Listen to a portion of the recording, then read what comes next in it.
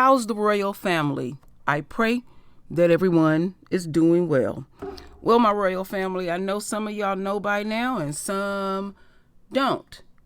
We have something shocking in this case about the FedEx driver that was shot at. So what I'm going to do, my royal family, I'm going to play, I have 2 videos to play and an article to read the royal family, and y'all will fully understand why the judge declared this case a mistrial. And I think a lot of y'all won't be shocked what caused all of this.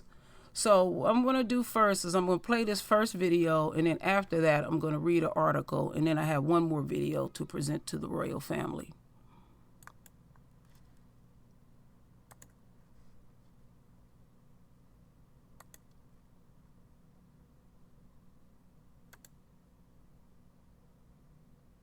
Circumstances, and I'll quote the totality of the circumstances. Between in limine matters that were testified to, I had to twice admonish the jury to ignore, or once, Mr. Kitchens didn't want me to do it once I had to admonish the jury to ignore some of Ms. Fernando's testimony because it wasn't supposed to come out, and the failure to turn over matters in discovery is just something that can't be ignored. In 17 years, I don't think I've ever seen it happen, but it happened here, and with great reluctance, the court has no choice in this matter but to grant the motion for a mistrial.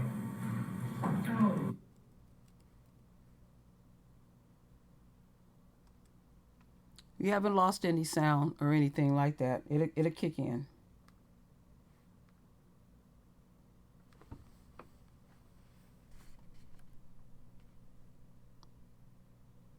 It'll kick in just a bit. There we go.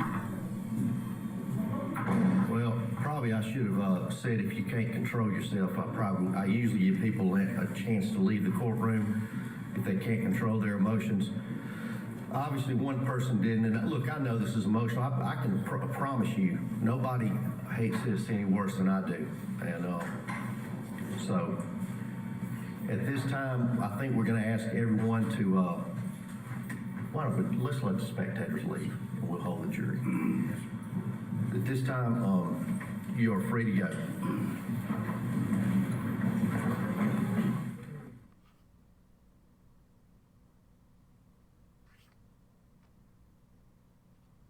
Well, okay, a lot of emotion there. In the gallery is the reaction from people in the courtroom to the judges declaring the mistrial. Brian Silver is watching along with us, and I think that Brian, possibly the woman that was very upset there, she may think that these guys are going free and that this is over. And that's definitely not the case. This is just going to be redone with another jury. So we should clarify that. If this is a mistrial, doesn't mean that it's over by any stretch of the imagination. That's correct. And, you know, she has every right to be upset. I mean, what a clown show. What else do you call it? Hey, prosecutor, do your job. Law enforcement, make sure you look at your file and disclose discovery. I mean, this is basic. If you can tie your shoes, you can disclose discovery. And you know what? I'm sick of these prosecutors not handing over discovery completely, not handing it over timely, ambushing defense lawyers in trial, before trial. I can't tell you how many Yeah, sure. I don't believe that for a second. You're right. You know, and guess what? If you're there to fight for victims and you think you're out there doing God's work, fighting for justice as a prosecutor, you owe it to your victims to get good convictions. You owe it to your victims to have trials that don't have to result in a mistrial because you didn't give over discovery. I mean, what a fundamental basic thing. You know, someone like that writes with crayons. You know, there's just no excuse for this. And those people have every right to be upset. If it was my loved one who was a victim of a major crime, I'd be furious right now. That lady had every right to storm out of that courtroom. And you know what else? The judge handled it correctly. He did the distasteful thing of having to call a mistrial after a jury was picked. It takes days to get that. How about the jurors that had to take off time from their life to come give jury service? These are people that are out of work for a few days, which makes a difference to a lot of folks. This is important. And when prosecutors and law enforcement play this game with discovery, and they do it all the time, this is the consequence. And I'll tell you another thing. There's a lot of people sitting in prison right now in cases where discovery was withheld. And it's a major problem in this criminal justice system we have. And I wish they would change the law and hold people accountable personally for when this type of thing happens. There's no excuse.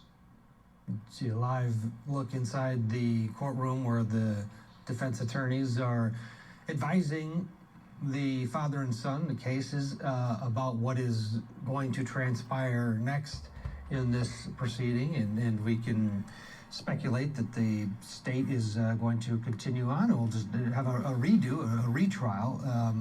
But as David Strong said, the judge, he'd never seen anything like it. You had multiple violations by this detective Fernando on the stand.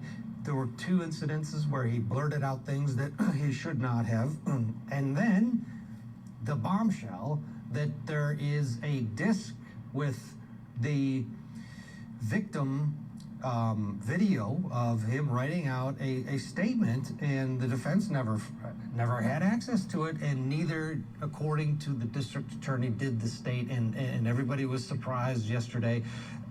There was no surprise here. The judge couldn't do anything, right? I mean, the prosecution, even by, giving a half-hearted argument against the mistrial, knew exactly what was coming. Absolutely, and he knew, because it's so bad that, even if you're fighting for one side, you know the obvious, okay? And like I said earlier, sharing and disclosing discovery is a fundamental aspect of our justice system. Criminal justice, civil justice, it is fundamental. Like I said, I don't care if you're in a car accident case and it's a case against a driver and a pedestrian, you disclose discovery. That's a basic rule. Anyone trying a case in court knows this. And to the family, your anger should be directed at the prosecution and law enforcement for making this mistake. The judge did right. He has to follow the law. And frankly, this sounds to me like a case that the prosecution can win. I'm not understanding why they got to muddy their waters with such idiotic things. And they make these proceedings into a total clown show. I mean, how do you look at the public with a straight face? You're not disclosing discovery? It's just so fundamental. And I got to tell you, as a practitioner, as a lawyer, as a former prosecutor, as a defense attorney, this kind of thing utterly disgusts me, and it totally gets under my skin. Let's watch that moment where the judge, David Strong Jr., declares a mistrial.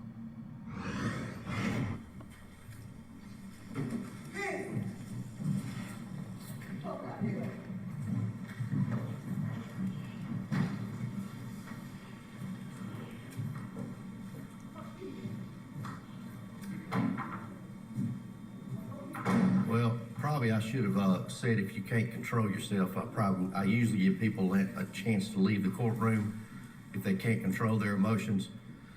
Obviously, one person didn't, and look, I know this is emotional. I can promise you, nobody hates this any worse than I do. And so, at this time, I think we're going to ask everyone to, let's let the spectators leave, and we'll hold the jury. At this time, you are free to go. All right, that was it. The members of the public there watching this trial, getting up and leaving. So Brian, what happens now? And is this an advantage for the defense, having a dry run, or does it really help either side, or is it just kind of a waste of time? It's a colossal waste of time, but it does help the defense in that they can now recover from what was, I thought, a terrible opening. They did get a good test run. It's almost like they did a beta study. They get to hear what the public has to say about that opening. They're certainly going to hear what I had to say about it, and I think they might reconsider their strategy, to the detriment of the prosecution and to the detriment of that victim. I think this is a clown show. There's no excuse for this. But no, the case will go on. It doesn't mean the defendants are found not guilty or acquitted or they get to go off scot-free. This trial will happen again. The discovery will be disclosed. It might spur additional investigation. And by the way, who knows what's in that statement? It might have a piece of evidence that really changes our perspective on everything. And that's exactly why these things need to be disclosed. But no, the trial will go on. It'll just be at a different time. Yeah, as you see there, the defendants with their lawyers in the courtroom getting the last bit of advice and direction, and we'll see where this goes. All right, my royal family, let me take this down real quick, and we're going to get a little bit much deeper. Now, this is the detective Fernando. Wait a minute, let me look. Oh, Vince Fernando. And I noticed, and I know many people in the royal family noticed, we could barely even understand what he was even saying. And I'm going to leave it right there because I have so much to say at the end. But let me go ahead and read this article so we can get a fuller breakdown why a mistrial was declared. A judge declared a mistrial in the case involving a white father and son, Greg and Brandon Case, charged with attempted first-degree murder for allegedly shooting at a black FedEx driver, Demario Gibson. Judge Dave Strong declared the mistrial minutes into day 3 of the trial for the father and son accused of shooting at Gibson.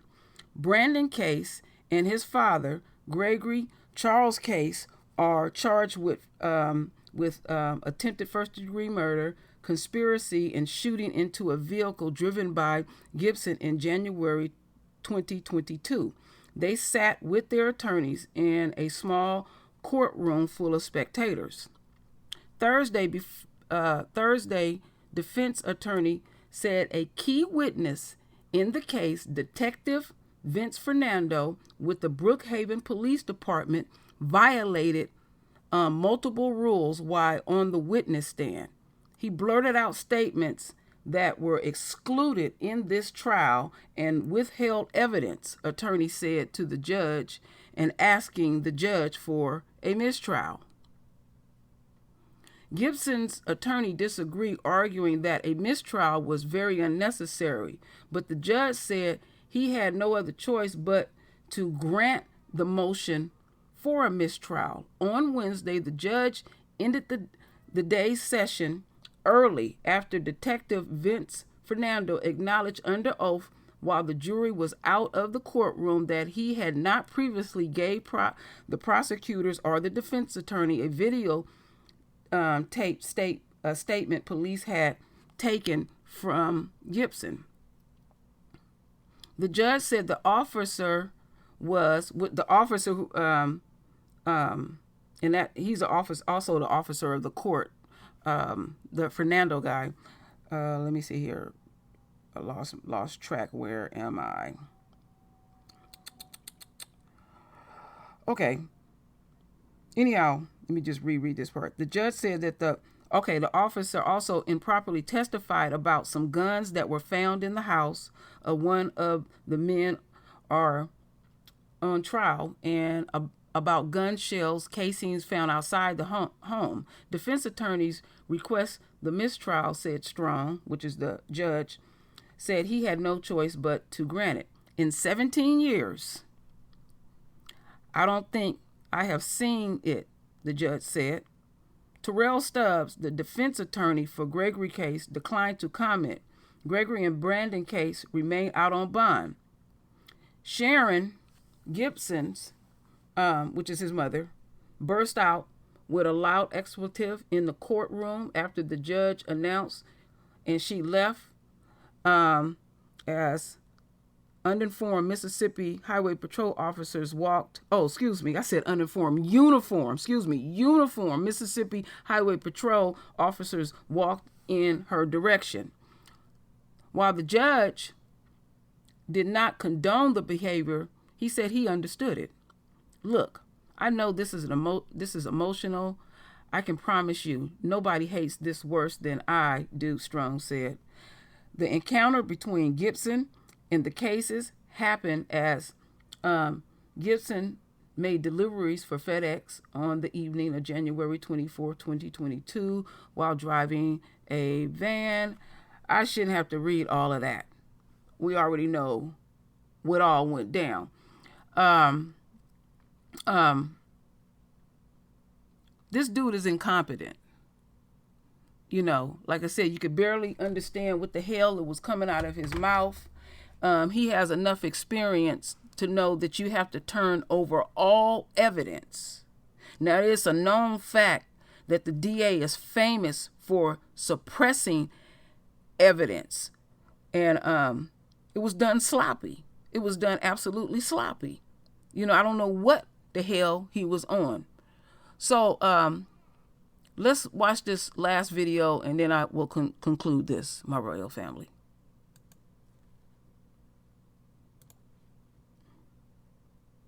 Continuing your coverage of the attempted murder trial in Lincoln County. Well, the trial resumes for a father and son accused of shooting at an African-American FedEx driver in Brookhaven. Quentin Smith shows you the bombshell testimony from today.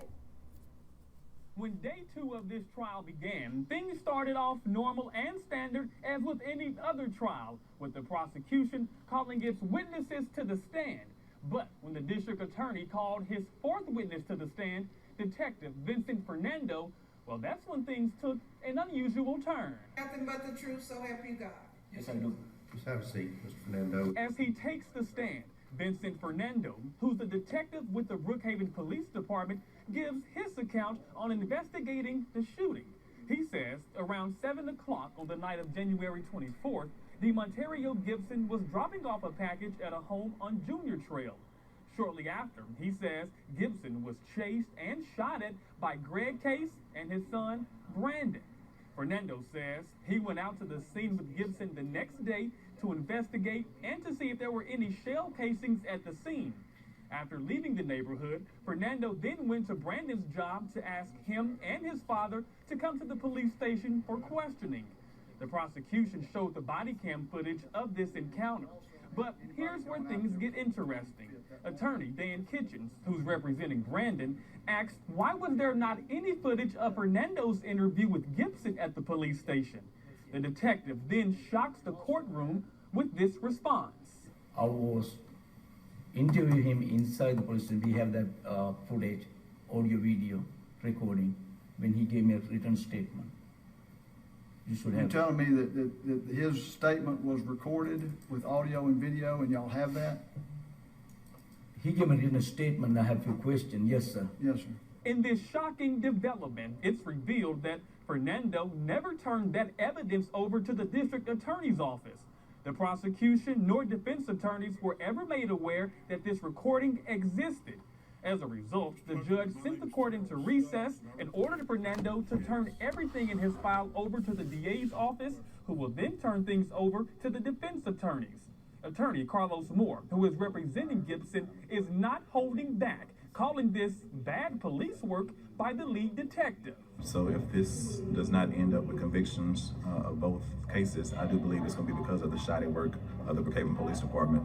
The prosecution still has more than a dozen witnesses to call to the stand, including Gibson, who's expected to testify during day 3 of this trial. Court is in recess until 9 o'clock Thursday morning. Reporting in Brookhaven, Quentin Smith, 3 on your side. I know it's a bit confusing to hear that, my royal family, because a mistrial has been declared. Like I said again, as many years, and I don't know the years of experience that he have, and he has testified before, those were basic things that he was supposed to do, very basic 101. And so, yeah, and also the prosecutor, their duty and responsibility is to make sure they get all evidence on both sides. And you can't do just bam, just throw it out there like that. So I agree with the judge to declare a mistrial because they need all of the evidence. This may be a blessing in disguise, my royal family. The jury was predominantly white, and we know how they usually lean. So that's just how I'm looking at it. That even though I know it's upsetting to DeMario's family, and his mother shouted out, it's exhausting. What she needs to understand is he needs when it comes to us, we can clearly see them absolutely wrong. Absolutely. But we have to go overboard, because we have seen numerous times where they'll